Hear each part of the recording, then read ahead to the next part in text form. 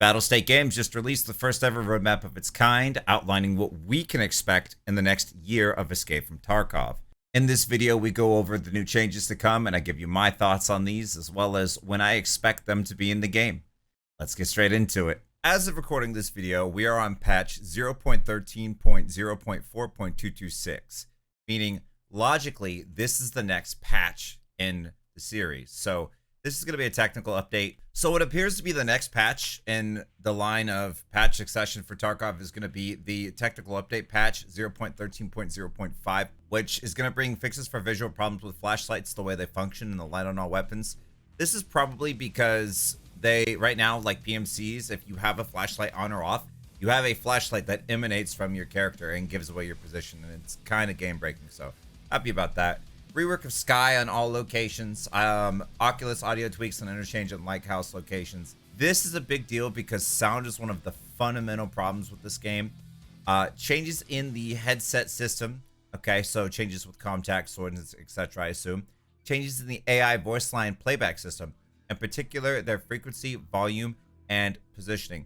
You know, I haven't really seen any issues with this short of on labs when I hear raiders using scab voice lines.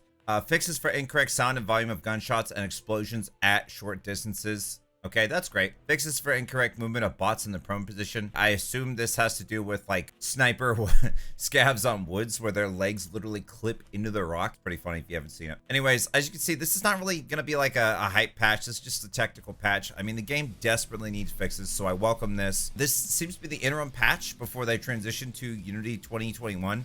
And Unity 21 says that it will allow the introduction of new technologies aimed at optimizing and updating graphics, including support for HDR, reducing memory consumption by optimizing the memory usage of location and items. Yeah, we really need this. I can't even play Streets and scope in without going to like 15 frames. And I have a 3080 with 32 gigs of RAM and a 10,770K Intel CPU. I should be able to play the game. HDR support would be cool, but I don't even think I have a display that supports it. So, I mean, how many players are even going to use HDR? But I digress. Memory consumption is huge. There was a talk on the Tarkov TV about like the way that things render, right? So like essentially the idea is when you're not looking at something, it shouldn't be rendering everything around it, taking up consumption. And it seems that they figured out a way to make it so that things render on and off very quickly in the most recent Tarkov TV. So up next, we've got update 0.13.1.0. This is another technical update. Again, not about content. This is after the Unity 2021 patch, so I assume with the new tools they have, where the plan is to have fundamental changes to the architecture of display and synchronization of players on the client and their connection to the server, including gradual increase in the number of players and bots in a raid to 60. So what they're basically claiming to do here is that they're going to be able to work with the network and improve the network so much that not only are they going to be able to fix the desync problem or massively improve it, but they're going to be able to increase the number of players to 60. Now, I don't know what Unity 2021 is capable of, but it just seems like such a far stretch when the state of the game right now in terms of network optimization is just really poor. Improving hit registration, that's a big deal. There are a lot of times where I have hit people and they have made the noise that they were hit, but they took no damage. The next point is the increase in accuracy of positioning, position matching of players on the server and the client, basically desync. Noticeable increase in FPS and online rates. That's a big deal for the reason I just mentioned about Streets. Reducing the chance of encountering the desynchronization with the server. So network traffic optimization, good. New culling system on old locations.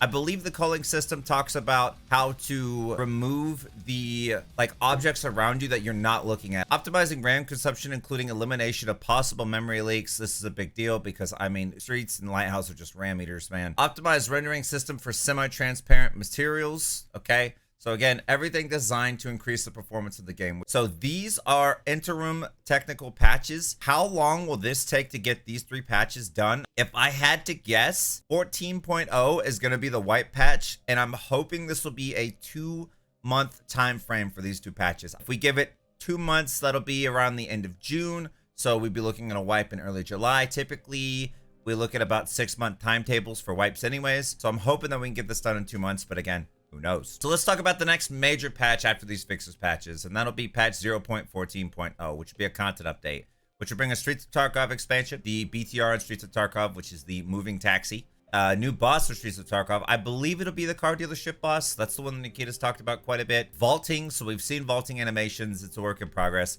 Armored plates for body armor and rework of hitboxes. Huge deal. You're going to be able to swap out armor plates with durability. That's a pretty big deal. Kit preset, so the ability to set an entire kit, which is actually low-key a huge deal for this game because there's so much time spent in the menu and not playing raids. So weapon animations when interacting with cover, excellent. Left shoulder shooting, so the right peek meta has been a thing in Escape from Tarkov for such a long time. Right-handed peeks, right now everybody knows the meta is take peeks that are right-handed, because if you left peek, because of the way that the camera's set up in your player's head, you will expose more of your body. Hideout expansion, I have no idea what that means, but I'm excited for it. Randomized loot containers. So randomized loot containers means basically boxes will not show up in some raids and they will in others, making loot run guides not as tenable. Rework of recoil mechanics of all weapons type. They have really been harping on recoil lately. There have been several reductions to both camera shake and actual recoil on all weapons this patch. So I'm excited to see them do a rework of the recoil mechanics. Quick pistol transition. So right now, when you transition from a primary to a pistol, it swaps faster than if you were to just go from like a melee to a pistol, right? Suppressor durability, sound variations, subsonic ammunition. So suppressor durability, basically suppressors are now going to have a finite lifespan. That's a good thing in the game. Nikita said that suppressors with lower durability are going to have a like louder sound during the gunshot, so you'll be able to hear like suppressors at different stages in their lifespan. So you'd be like, oh, that guy's using a half worn down suppressor, and you can tell it because it's like, I don't know, half as loud. Ammunition loading interface, I assume this has to do with ammo, like as far as like loading. So the next part is ammunition loading interface. I don't know if this means hideout. Maybe this is related to the hideout expansion, or if this is literally talking about mag packing animations. Sight brightness adjustments. This is a big deal because a lot of red dots are just not usable with night vision sights at all in the game. They're just way too bright. UI reworks are good. We always like that. We saw a trader rework on the newest Talking Tarkov video. Quest rebalance, great, love this. I'm glad there's gonna be a rebalance of levels, skills, and mastering. That's great. That means skill leveling guides are gonna need an update. Bipods and stabilizing firearms with cover. So bipods actually exist right now for, I believe, is it the SV98?